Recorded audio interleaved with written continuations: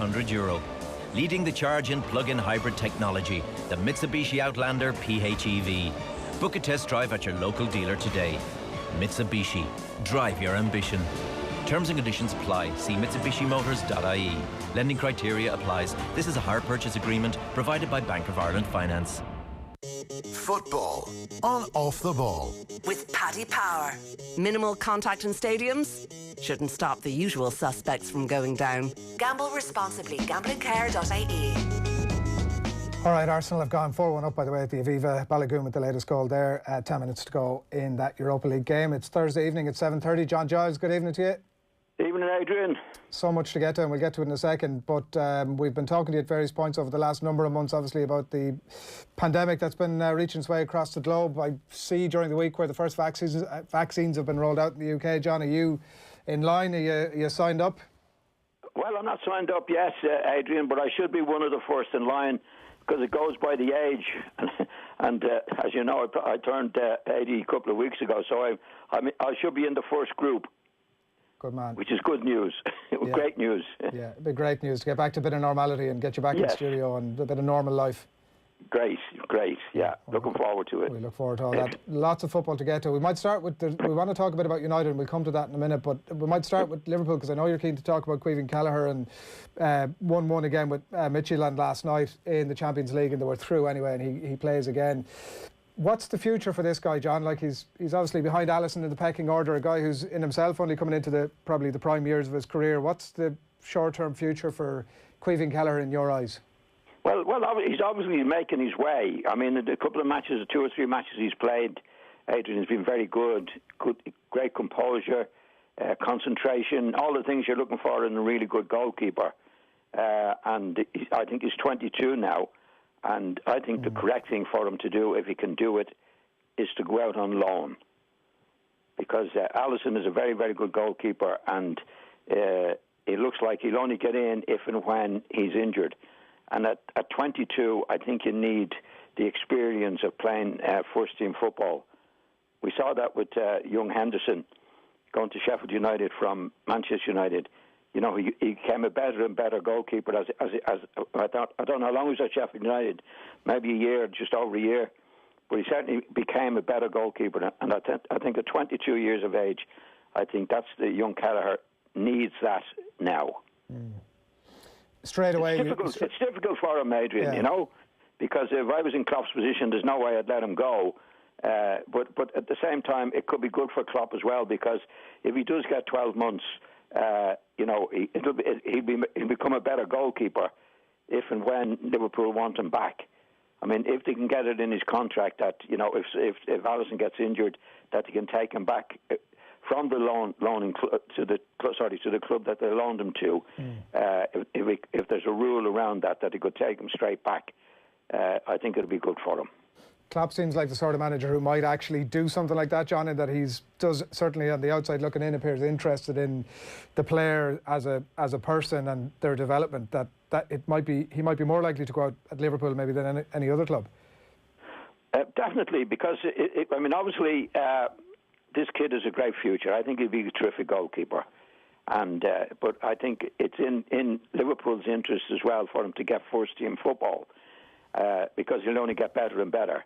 And then they can take him back if and when that is the case, Adrian. So I can understand Klopp's position because he wants him there to come in if and when Alisson is injured. But at the same time, in the long term, I think would be better for the club and better for the young lad to get more experience in the first team at another club. When you look at his performances over the last number of weeks and the composure of him and the football ability of him, he obviously started life out as a midfielder, I think, and maybe a part-time striker as well at underage, and converted to a goalkeeper at later times, which is perfect now for what the modern day goalkeepers required. Yes. There must be other clubs around Europe and indeed in England, John, and one of them not a million miles up the road from Liverpool, looking at that situation and thinking, Jesus, we like the cut of this guy.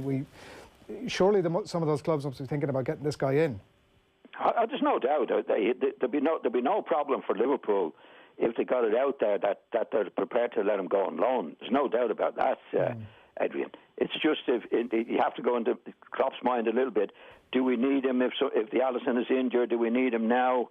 So it's if he looks at the long term, I think the best thing for the club and for the lad is to get experience. He's 22, which is a young age, but in football, it's not that young, Adrian. You know, I think he needs first team football now.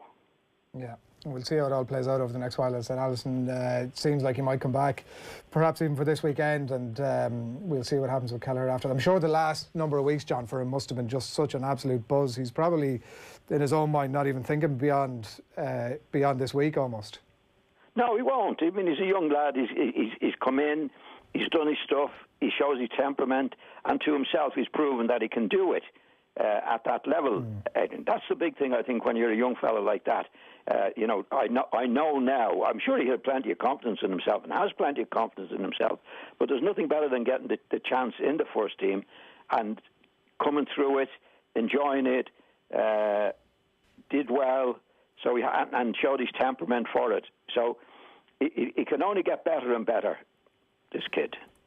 When you look up the road, John, we mentioned the club that might be interested in somebody of his calibre in that position, and what's going on again during the week, and with Manchester United and the clear possibility, the clear path they had to qualifying for the last 16 of the Champions League that then ended up falling through their fingers, and I don't think it's unfair to say circus that's gone on around Paul Pogba and the comments from his agent, and he ends up obviously playing what could have been a pivotal part in the end for United last night. What have you made of all this? It's rubbish. Well, first of all, I'd have to mention they do have Henderson there, the lad who did go out to Sheffield United, as you know, and did extremely well. Whether he's going to get into the team or not, but the experience with Sheffield United certainly did him a lot of good. Now, to go back to the situation at Manchester United generally, it's not good, Adrian. You know, they go last night and they're knocked out of the Champions League, haven't had a good start to it, and you know, Pogba is at the centre of all these bad decisions and bad play.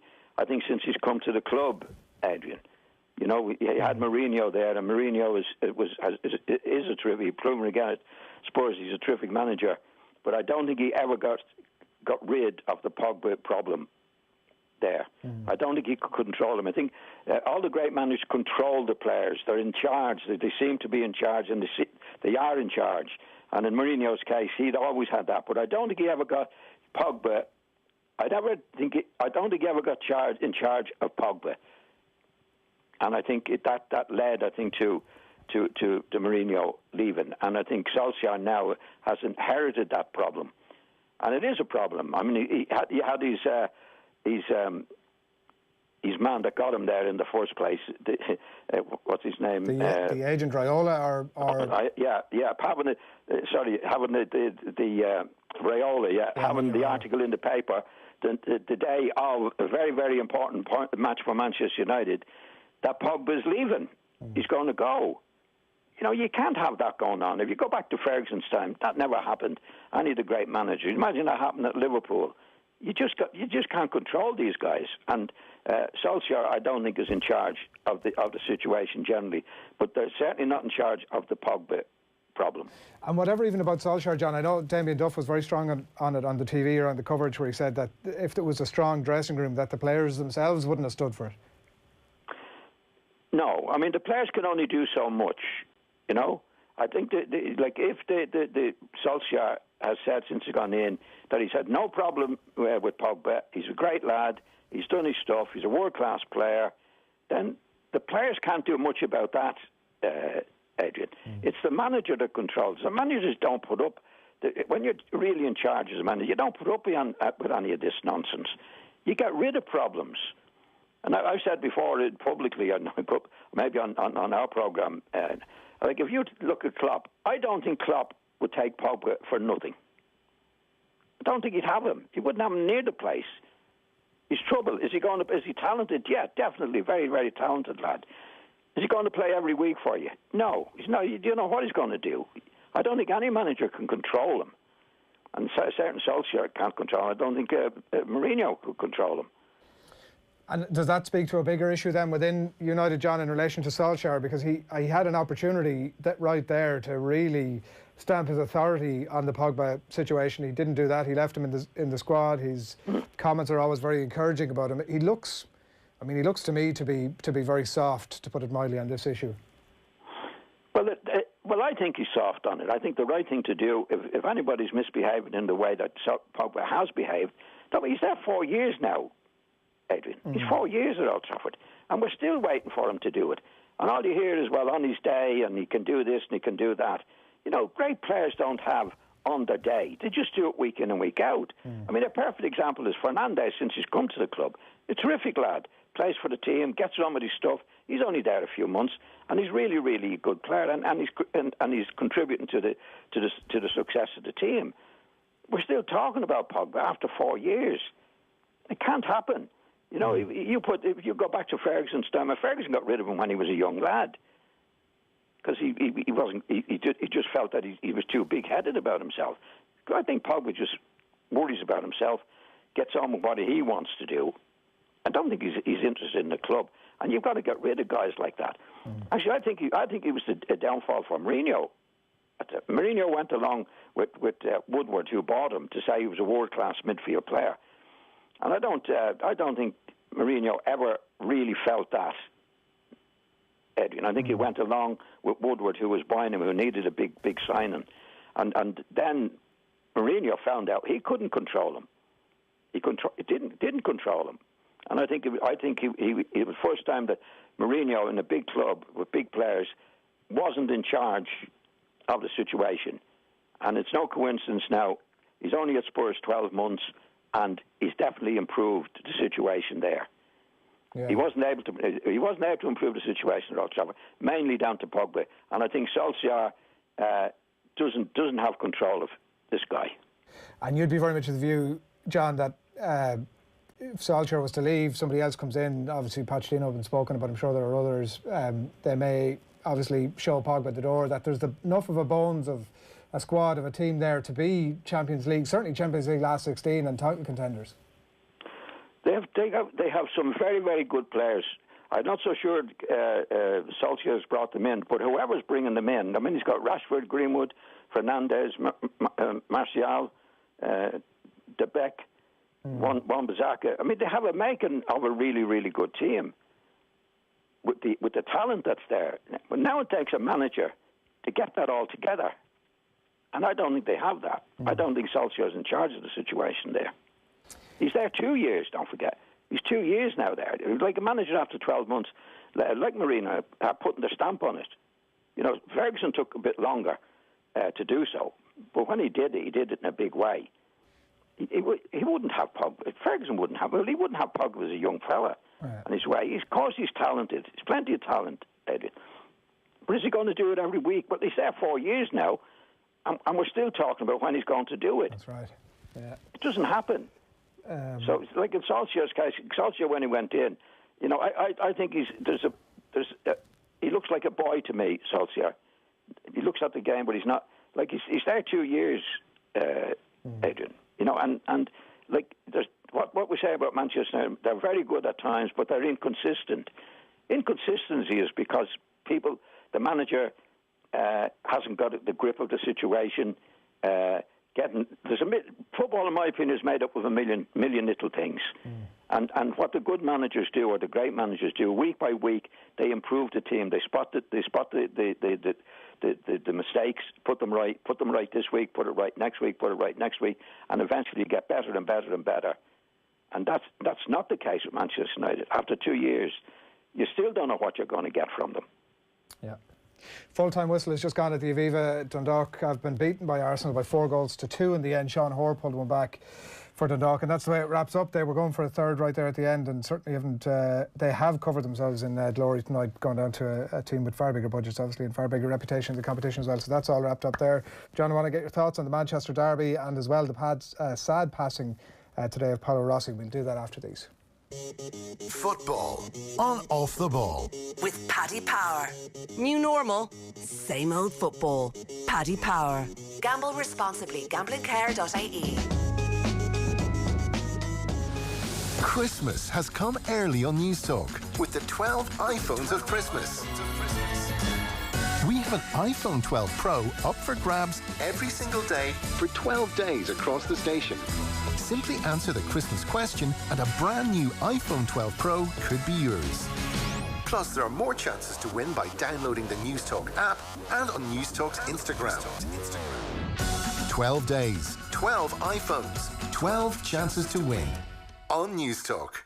Looking for professional tools and safety supplies? Then you need CoalfieldIndustrial.com, one of Ireland's largest Irish-owned suppliers with over 50,000 items in stock. CoalfieldIndustrial.com offers quality tools, safety gear and equipment from all the top brands like DeWalt, Snickers, Bosch, Stanley, Baco and more. So whether you're a professional tradesman or a DIY enthusiast, shop online at CoalfieldIndustrial.com. Follow the leader, the Mitsubishi Outlander PHEV, the world's best-selling plug-in hybrid, is now available with 0% finance and a free home charge point worth €800.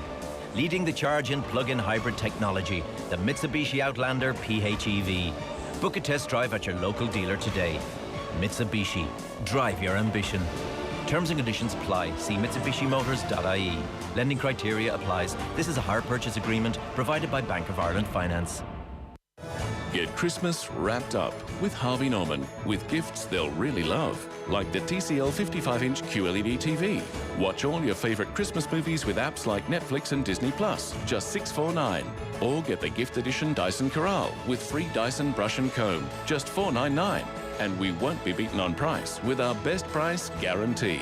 For more, see harveynorman.ie or shop safely in our spacious stores.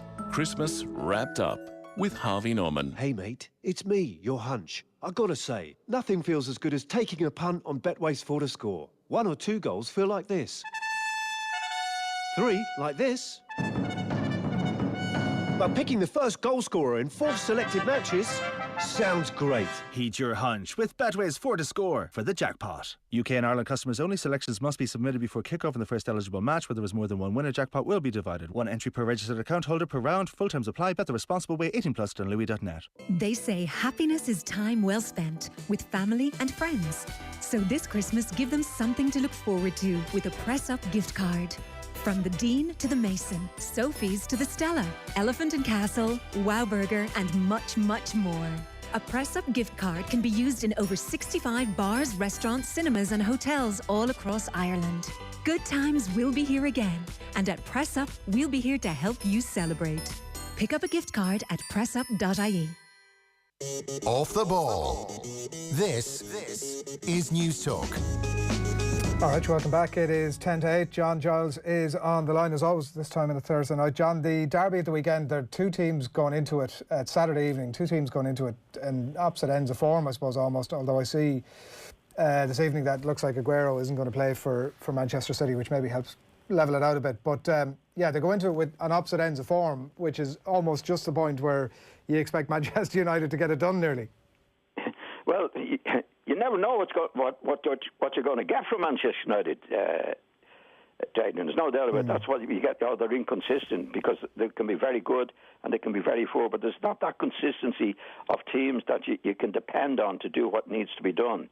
You know, Manchester United, the best years ago, you know, they weren't going to do silly things or lose silly matches, which this team is capable of doing, and they're capable of being very good as well. So that's why we get the inconsistency. Now, they're playing in the derby match this weekend, is it, Adrian? Yeah, Saturday evening. Yeah. Old Trafford. I wouldn't like to be putting a bet on either team, because City are not absolutely consistent as well, and they're in a situation where, like, if you go back a few years where they had company, De Silva, Fernandinho, Aguero at their best. Now, those lads have gone, so he has to replace them, and they're very difficult to replace. And so far, Pep Guardiola hasn't really replaced them, Adrian. So it's a match I'd hate to have a bet on, because you don't know what Manchester United are going to do. You just don't know what they're going to do, and it's a bit similar with Manchester City at the moment. And it's difficult to know without rehashing the conversation again. Like, it is difficult to know with that sort of like schizophrenic approach almost from United in a sporting sense, in terms of that exact point that you make about which United do you get? Is that to Solskjaer's credit almost that he can get a tune out of this team, or is it, it probably feels like it's a case more that if somebody else was there, they might get that tune more regularly? I would think so. I think there's a lack there. I'll tell you what I find with some people, and I think Solskjaer comes into it. When they played with great managers like Ferguson, they tried to copy them. You know, when he came into the club first, he said, "Well, this is we're going to bring it back to the Manchester United way. This is what Ferguson did, and this is what we did when I was a player." You don't repeat that, Adrian. You know what I mean? What you have to do, in my opinion, as a player, you'd learn from the great managers that you play under, but then you have to do it your own way. And I don't think that's the case. I think he's sort of copying Ferguson all the way. Well, this is what we did. That's gone. These are different players, a different situation. So, that's why you get the inconsistency. Because I think after now, if he was putting things right bit by bit by bit, after 2 years, you would see something there. You know, you say, well, they're making progress. I go back to Mourinho. He's at Spurs 12 months, just gone 12 months. But you can see something there. You can see something that he's doing it his own way. I don't think Solskjaer has a way. It's why we picked him, and that's why it's very difficult to call the match at the weekend, because Manchester City are not really consistent at the moment, mainly because they've got new players in, they're a new team. I think Guardiola knows his stuff, but did he replace the players that I mentioned, their company and those? I don't think he's really replaced them to the same degree to match the players that he's lost, Adrian. So that's his problem. We'll see how that pans out. It's 5:30 on Saturday evening. We'll keep a keen eye on that. The other thing we did want to ask you about, John, before we let you away, Paolo Rossi, the sad passing today, 64, report saying that he had a long illness and then his death announced today. But for anybody who watched the 82 World Cup, and I know I was reminding myself of it today on YouTube by having a look back at some of the clips. What a footballer this guy was. He was terrific, and a great goal scorer, Adrian. There's no doubt about that. You know, when you get, he'd be up there with the top Italian players. There's no doubt about that. Yeah, he was terrific player. Yeah, and there was a bit of, I know, even in the lead into that, you're reminded of all these stories when you've long forgotten them when it arrives up. But there had been some controversy in the lead into the tournament about, there was a match fixing scandal, and there was a lot of calls, as can happen with these tournaments, John, where people were saying, should he be in the team at all? He was a bit out of shape, and then of course the inevitable happens, and he goes on to be Golden Boot winner, I think maybe player of the tournament, and obviously leads the line for Italy. I think when it comes to football, Adrian, and somebody's doing what he can do for the team, they forgive nearly anything. I think if you were committing murder and you were going out there and you were going to win a World Cup or score 3 goals in that, I think he did his time anyway, didn't he? Yeah, he served a two-year ban. Yeah. Well, he's probably lucky to get away with that. Yeah. At that particular time, anyway. Yeah. All right, John. We'll look at. We're going to leave it there. Thanks, Millie. Talk to you again next week. Okay, Adrian. Thanks you. Cheers, John. John Giles on the line there as always on a Thursday night. We've an absolutely packed show coming your way between now and 10 o'clock. We have Brian O'Driscoll on the way just after 8. He's going to talk about obviously all the stories this week in relation to the concussion coming out from England particularly, and possibly also leaking into Ireland as well. So we'll watch that over the next while and talk to Brian about it in a little bit, and also preview the weekend's games. We're going to have the football show a bit later on. Johnny Ward's going to reflect on Dundalk's final game in the Europa League campaign, 4-2 beaten by Arsenal tonight, as the players come off the pitch there. Spurs in action just a little bit to Rangers with a win under their belts. We're going to talk to Catherine Batty of the Irish Daily Mail as well. We'll preview that Manchester derby in a little bit more detail and also talk to her about the Women's Super League. And also Joe at the top of the show in the middle of At Home with Joe Malloy, that you might have enjoyed a little bit earlier this hour. He mentioned that Andrew Cotter's been on with them in Golf Weekly, so we'll bring you a little bit of a flavour of that as well in the next hour. All that to come. Brussels sprouts, yes or no?